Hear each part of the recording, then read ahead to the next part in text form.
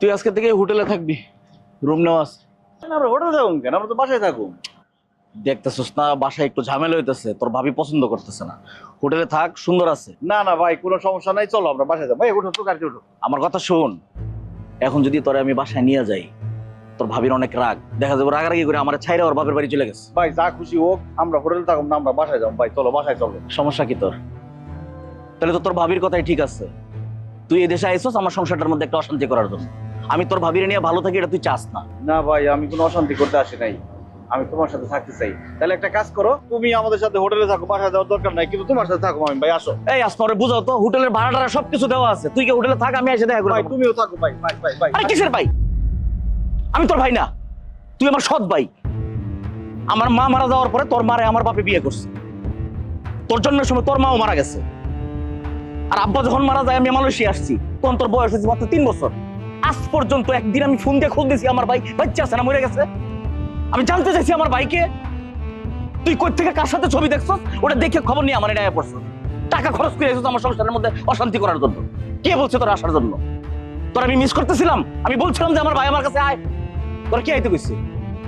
গ্রামের মূর্খ ছোট লোক কোথাকার, এই মূর্খ অশিক্ষিত গুলার কোনোদিন মাথায় উঠাইতে হয় না। আমার তো বড় ভুল হয়েছে, তোরে আমার বাসায় লয়ে গেছি। আমার এটা ঠিক হয় নাই। তুই আমার বাসার যোগ্য না, ইভেন তুই হোটেলেরও যোগ্য না। তোর কপাল যে আমি তোর হোটেলে থাকার জন্য ব্যবস্থা করে দিচ্ছি। তোর এখন যদি মন চায় হোটেলে থাক, নাহলে জেনে খুশি হয়ে যা। ফালতু কোন জায়গা আইসিয়ানো বাইগিরি মারাবের লেগে।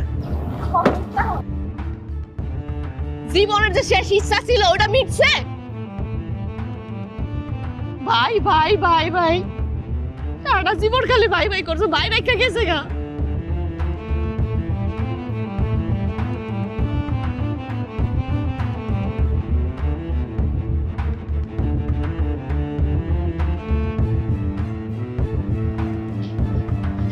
কি বললা আসমা? শেষ ইচ্ছা মানে? রেজাউল, আর ভাইয়ের মরণ ব্যাধি হচ্ছে। আসমা চুপ কর, কিছু কইস না। রেজাউল তুই চুপ থাক। আসমা বলো তো কি হয়েছে? কিছু হয় নাই ভাই, তুমি যাও এখান থেকে। তোরা চুপ থাকতে কইছি। কি হয়েছে ওর? ওরে মরণ ব্যাধিতে ধরছে ভাই।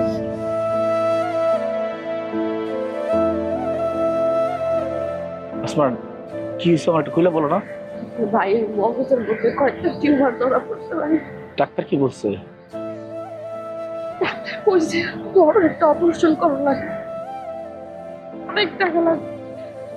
আমি আমার বিয়ার যত গয়না আছে সব বেচছি, ওর যতটুকু জমি জায়গা ছিল সব বেচা টাকা জমাইছি। ও যা জানছে, ও কইছে আমি আমি অপারেশন করুন না, এই টাকা খরচ করে আমি আমার বাইরে দেখতে যাবো। যদি আমি আর না বাঁচি, আমি তো আমার বাইরে শেষ দেখাটা দেখতে পারব না। লেখা সব টাকা খরচ করে ও শুধু আইসা আপনার একটা বাদে হাত লেখা ভাই।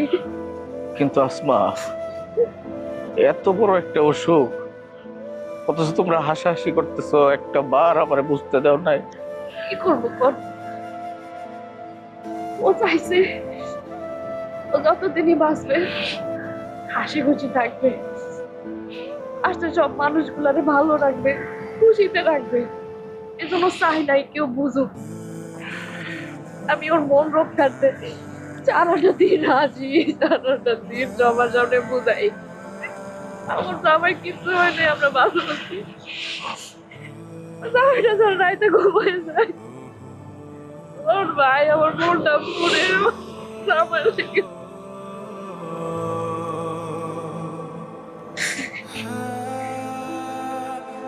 সানশাইন চিনিগুড়া চালে তৈরি পোলাওয়ের সুগন্ধের মতো ভালোবাসাও ছড়িয়ে পড়ে। রেজাউল এত বড় একটা অসুখ নিজের মধ্যে রাইখাও খালি সারাক্ষণ ভাই ভাই করে গেছস, একটা বার তো বললি না। ভাই ছোটবেলায় আব্বা আম্মা মারা গেছে, তাদের কথা ভালো করে মনেও নাই। তাদের অনেক দেখতে মনে চায়, কিন্তু দেখার তো কোনো উপায় নাই। একমাত্র আপনজন তুমি বাইসা আছো ভাই। ছোটবেলা থেকে তোমার দেখতে অনেক মনে চাইতো, অনেক অপেক্ষা করতাম যে আমার ভাইটা মনে দেশে আইবো, কিন্তু কোনো সময় আসো নাই ভাই। ছোট থেকে একটাই স্বপ্ন তোমার সাথে দেখা করতে আমার। যখন আমার অসুখটা ধরা পড়লো আমি বুঝে গেছি আমার আর সময় নেই ভাই। যেভাবেই হোক আমার ভাইটার সাথে আমার দেখা করতে হইব। কিন্তু ভাই বিশ্বাস করো, আমি কিচ্ছু মনে করি নাই তুমি আমার সাথে খারাপ ব্যবহার করছো, আমার সাথে রাগ করছো, আমি কিচ্ছু মনে করি নাই। আমার কাছে মনে হয়েছে এটাই মনে হয় ভাইয়ের আদর, ভাইয়ের ভালোবাসা। ভাই কি জিনিস এটা আমি বুঝি নাই ভাই। আমার খুব ইচ্ছা ছিল বাইরে আমি সামনে দিকে দেখুন, বাইরে জড়ায় ধরুন, জড়ায় ধরতে কেমন লাগে এটা দেখুন। আমাদের মাপ করে দিও ভাই, আমি বুঝতে পারি নাই। নিজের একটু বাড়ি পিঠা ছিল, এটা বেচছস। বউয়ের গয়নাকাটি সব বেচছস। আসমা আমার সব কইছে বেচে এই ওদম ভাইটারে দেখার লিগা ওই টাকা দিয়ে মালয়েশিয়া পড়ছস। আর আমি তোর এমন একটা ভাই, তোর আমি সৎ ভাইকে গালি দিতেছি। ভাইয়ের একটু আদর ভালোবাসা পাওয়ার লেগে এই দেশে আইছস। আদর ভালোবাসা আমি তোরে দিতে পারি নাই, তোর আমি রাস্তায় ফেলায় তুই যাইতেছি।